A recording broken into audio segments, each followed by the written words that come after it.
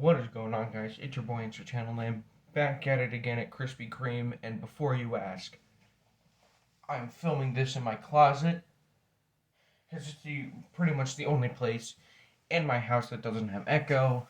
But anyway, as I was saying, so let's talk about some issues that have been happening recently. We've all heard it on the news.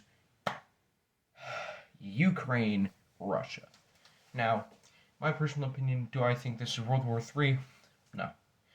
I think this is just a bunch of. I was going to say a bunch of baloney, but it's not. It's real. But I think it's just.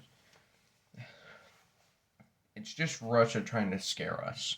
It's Russia trying to scare countries on the east or on the west side, just to not join NATO when they are closer to the west coast than they are to Russia. One good example, Japan. Let's say Japan were to sign up for NATO and then they started a war, Russia started a war with Japan. It wouldn't really matter considering how west they actually are. Or technically, if you were in Russia, east, but you you got it. And this isn't something that's like, oh, it's gonna blow through tomorrow, because it's been going on for a while now.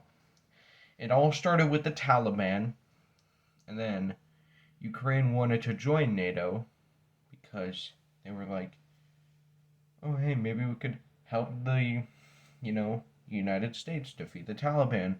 Russia didn't like that very. It was like that one scene in that Batman movie that I forgot the name of. It was like, you want to know how I got these scars?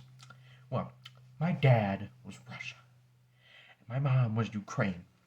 So she wanted to go to this place called NATO. But he didn't like that. So he got a knife and it cut a smile right into her face. All while having a smile. And then I tried to stop him, but,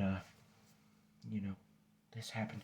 So it's one of those things, and it's like, think of, Ukraine being Patrick Swayze, and then pretend Russia's Red Dawn, and it's, explosions. So, do I think that this is a whole big conundrum? No, not by any means. I think that this is all just a big resource war because, gas prices are going up and, imports of oil to Russia are being banned, so he's kind of getting angry about that part too. But in the grand scheme of things, it's probably one of those things where it's just to scare us to not invite any Western country into NATO. Which, I mean, the Netherlands are already doing that. So is, I think, Sweden? It's either Sweden or Norway. No, it's Switzerland. Switzerland's going to join NATO because they have the weapons. And, America likes weapons, so. Oh, good heavens, my back. So, yeah, that was just a little coverage on what's going on right now. That it's probably just going to continue, especially now that we've taken Putin's resources. It's definitely going to continue on further to most likely 2020, mid to late 2023. It's going to continue. And if it doesn't continue to 2023 and it's just going to keep going, I don't know what we're going to do. Because if more countries join, then yes, it's going to become World War III eventually. But not right now. Right now, it's just two rival factions. It's like the Brotherhood of Steel and the Enclave. Not the Railroad. They're just kind of watching. So is the Minutemen.